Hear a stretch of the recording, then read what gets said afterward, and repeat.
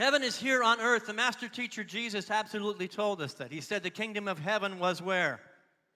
It's at hand. It's right here, it's now, and it is within us. But so many people walking the planet today are looking to the heavens, looking to the stars, going, where is love? Where is God? Where is peace? Where is light? Where is heaven? And a lot of us here at Unity say, you know, we've come to the place in our development where we realize that, yes, we can find heaven and good and light and love to a small degree outside of us. But inevitably, we come to the edge where we realize that it's not the fullness, the full transformative power of what love of God and light can do.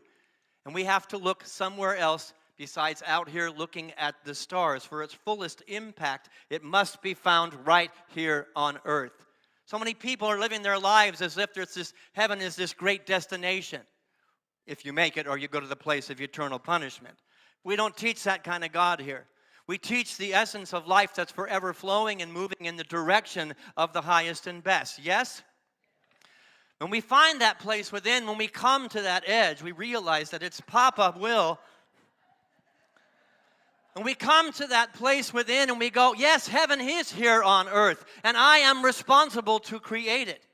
We come to that place and realize that it's going to come in wearing overalls and effort, and as my father and my grandfather used to say, it takes a lot of elbow grease. We must be partners in the manifestation of heaven on earth, yes? That's usually the moment that most people make a decision to turn their attention and realize the work is here, and they go, where is God? Where is love? And we once again turn our attention outside of ourselves to find the truth, the light, and the goodness that we are seeking. Today, we turn our attention inward. We are called to be a point of life, in fact, of light. Say that with me. I am called to be a hero. And I am called to be the father of the reality I seek. And I'll say it a number of times in the talk, it doesn't matter if you have a male or female body, you are called to be the father of the reality that you are seeking. You are called to be the creator and not put that responsibility on anybody else. That requires guts, doesn't it? It takes a lot of guts, but not guts as our culture has defined guts. On Father's Day, we get to look at the definition of words and what they really mean with a spiritual overlay and a blanket. Fatherhood demands stepping outside of our comfort zone with courage, yes? With commitment, with boldness and bravery, but yet again, not the way the world has defined those divine ideas. Not the way the world has defined these, what we would call sacred masculine qualities.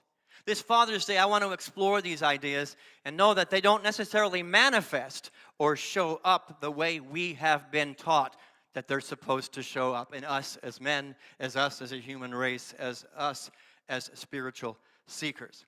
I had the good fortune of connecting with my good friend, Reverend David Alt, and he had a blog that he sent me, and I tell you, these words just jumped off the page at me. This is what he said.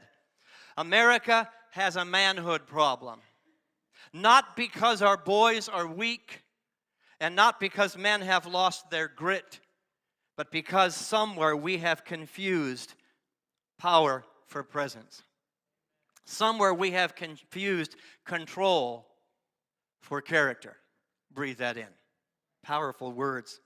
To father a child in this world, to father a new reality, a new paradigm, or to father a world or an environment, we cannot control that, but we must bravely love it into healthy coherence. That's our job. We cannot force it, we cannot push it, we cannot control it, but we must lovingly guide it into healthy coherence. America's got a manhood problem because we're not doing that thing right there.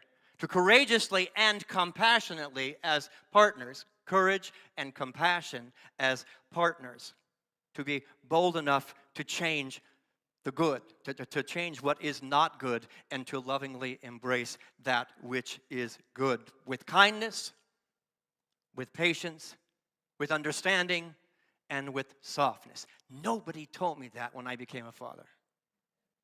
They gave me a different model to look at. Anybody else on that page? Be a man.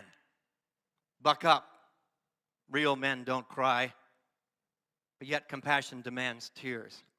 The sacred masculine within each of us, in balance with the sacred feminine. If you go back to Scripture, go back and read Genesis. It says, male and female, we created them. Male and female alike. And for centuries, we've interpreted that as if it's men and women, a system of duality.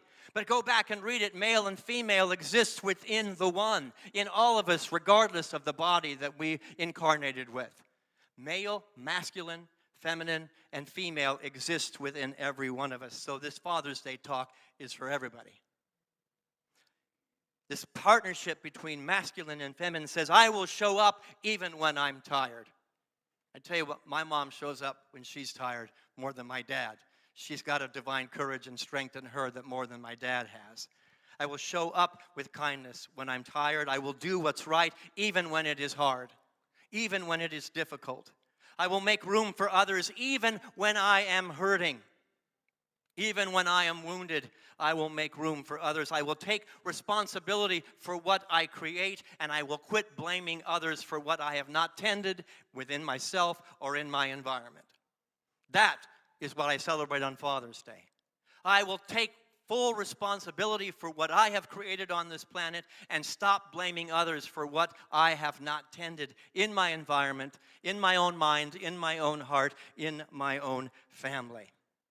I will stay when it is easier to leave. I will take the high road even when it is unpopular. I will listen past my weariness, and I will show up with scarred hands and an open heart as partners. Hands that are dirty and scarred, and an open heart that knows how to love through all of the pain. I will recognize my own anger and know that that anger can be like a sword, but following the teachings of our master teacher who told Peter, put the sword down. Because as a man, as a father of a different reality, I will begin to realize that laying it down is a holier expression of who I am called to be. I can go ahead and own my sword and my ability to cut and to tear down and to divide, or I can put the sword down, which takes more guts, which takes more courage, which takes more strength, and it is holier. Anybody know the name Bell Hooks? Female author? This is what she said, American female author. We must challenge the notions of masculinity that equate manhood with the ability to exert power over others. I want to say that again. We must challenge the notions of masculinity, and I would say fatherhood, that equate manhood with the ability to exert power over others. Breathe. We have a manhood problem in America. Now, as a father, nobody gave me a manual. Any of you dads get a manual when all of a sudden you were a dad? There are books out there, but nobody in my environment had them or even knew that they existed. So I did, without a manual, exactly what most fathers do. I looked to the status quo. I looked to that which was being paid down from the grandfathers. This is the way you do it. And I did exactly what the status quo said you're supposed to do as a father. Anybody here is supposed to? You're the dad. You're supposed to do it this way. And let me tell you, as I prepared for today, that supposed to is a very short-sighted fallacy. And it is one that has hurt a lot of children. That hurt exists in this room today. It's a short-sighted fallacy that has hurt a lot of women. And that hurt exists in this room today. It's welcome. It's safe here to feel all of it. And it has hurt a lot of men who really wanted to do it better, but didn't know how. And so they stepped into line and did it just the way the grandfathers did it and the grandfathers before them, because they didn't know how to do it better, and they had no example. It is brave and courageous to find compassion even in the midst of your hurt. You may be one of those children. You may be one of those women. You may be one of those men. But our job is to sit here as a unity church and to find compassion on Father's Day. You know, typically Father's Day is one of the lowest attended services.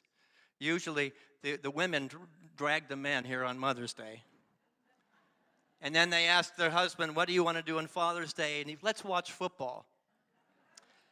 I applaud the number of men that are in the room today.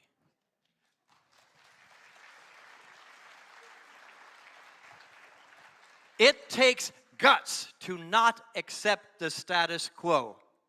And it requires a great deal of trial and error. Dads, would you agree? Give me an amen if you do. It takes a lot of figuring it out on our own without a manual, without an example, and really making a lot of mistakes, and then finding the other men who are making the same mistakes with you and maybe raising the consciousness of fatherhood and the sacred masculine. A lot of fathers do not develop the strength needed to figure it out. And what happens is they become absent. If your father was not absent, give it an attaboy. But at the very worst, absence sometimes is better than the abuse, because I don't know how to do this. I'm at the end of my rope and I'm in pain. That abuse probably exists in this room today, and it's okay to feel whatever you're feeling. But let us lean into each other as fathers of a new reality, into a place of compassion and understanding, even though it hurts to depth. I was very lucky that I had many people around me to help me on my educational process of being a father, both men and women, perhaps the women more than the men. I was raising as many as 9 children when I was 21 years old. I don't have any biological children, but I said I want to pay forward the love that I have in my heart that never found an expression at home. And I adopted children, I raised foster kids, and I married into a family to raise those kids. I have a lot of practice about making mistakes. And if you have 9 kids in your household, you're going to trip up. You're going to fail. And thank God, these foster kids that the society said was broken, there was something wrong with them, that they had a bad father or a bad mother, that's what put them in my house, were the greatest teachers I ever could have. They taught me how to be a father and cut me some slack when it came to, I don't know how to do it at age 21. I don't have a book. And we learned together. And these are some of the most bright teachers I've ever had, and young. The qualities that I mentioned earlier: courage, bravery, strength, guts, commitment, and boldness are qualities usually associated with the sacred masculine. Yes? But it's in partnership with something softer, or it becomes a sword that's out of control, that's cutting and dividing. An energy that exists in all of us. This divine masculine exists in everybody in this room, male, female, gay, straight, transgender, non-binary people alike. We all have the same guts, the same spiritual essence within us. Do you believe that? Just get in touch with it. The sacred masculine is not simply a man or a male body. It is a quality of being in those on the planet that are brave enough to rebuke the status quo. To say, no, it stops on my watch. This won't happen on my watch. I do not pay forward that which is toxic, but I stand with strength to put up a wall, and with compassion to say, but the wall will come down if you're willing to work with me. This is what sacred masculine is to me, and what I learned from my teachers. It's presence. It's steadiness. It is responsibility. It is consistency. It is the willingness to love with a spine and tenderness at the same time. To protect without the need to control. To serve without dominating. To stand taller but to love more deeply. To forgive faster. To lead with vision. These are the lessons of fatherhood that I'm grateful for today on Father's Day.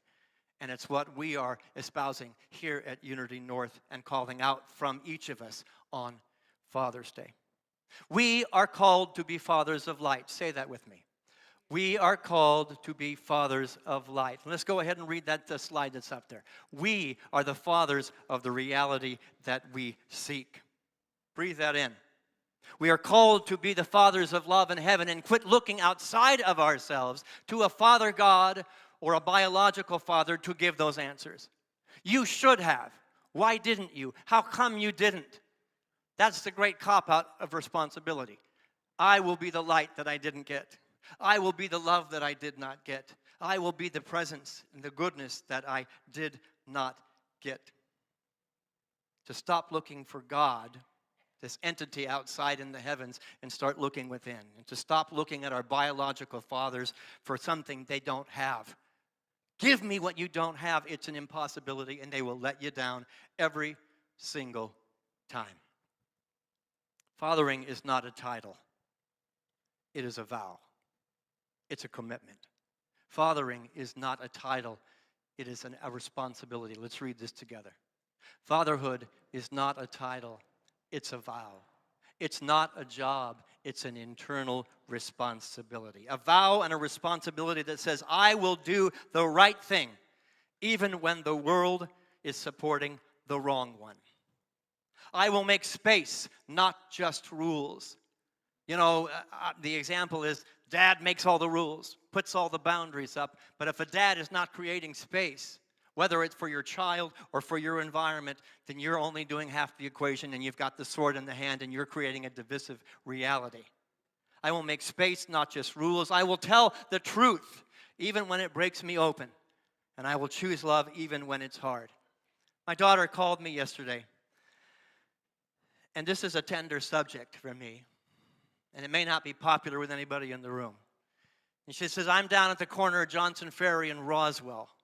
And I'm in a protest, and there are thousands of people down here. Come down. We got in our car. We drove down, joined the honking because I saw many posters and many ideas that I agree with. Ideas and posters that unite and bring together. And I honked loudly. I leaned on the horn. And then I started paying attention to all the signs that were out there. And there were signs that were hateful. There were signs that were divisive. And I quit leaning on my horn until I saw one that brought unity. Until I saw a sign about what we were standing for and not who or what we were against. Love is more powerful than fear, yes? Love is more powerful than hate, yes? And I had to get conscious. I could have gotten caught up in the moment of leaning on the horn and honking. We got out of the car and we stood next to our daughter because she had a very beautiful sign of inclusivity. But I thought about Mother Teresa, who said, I will never go to an anti-war rally. But if you invite me to the pro-peace rally, I will be there. In that moment, as I stood with my daughter, who has maybe different opinions than I do, and I was driving in my car honking, I was conscious about what I was honking. I was conscious about what I was fathering, what I was leaning into, what I was supporting. And when there was a sign that did not resonate with the soul of my being and the soul of what unity stands for, I did not honk.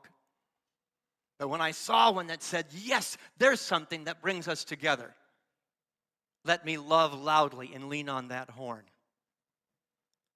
And that moment, I chose to be a conscious father and not an unconscious father. And it doesn't matter what side of an aisle you happen to be on right now, whether you were in a parade in D.C. or you were on the streets of Atlanta or anywhere in this country, be conscious and be aware of what you are fathering. And I know that's not popular. But I stand for a United States that can stand next to an LGBTQ flag, because that's unity. And what I loved, everybody on all sides had an American flag. They all think differently.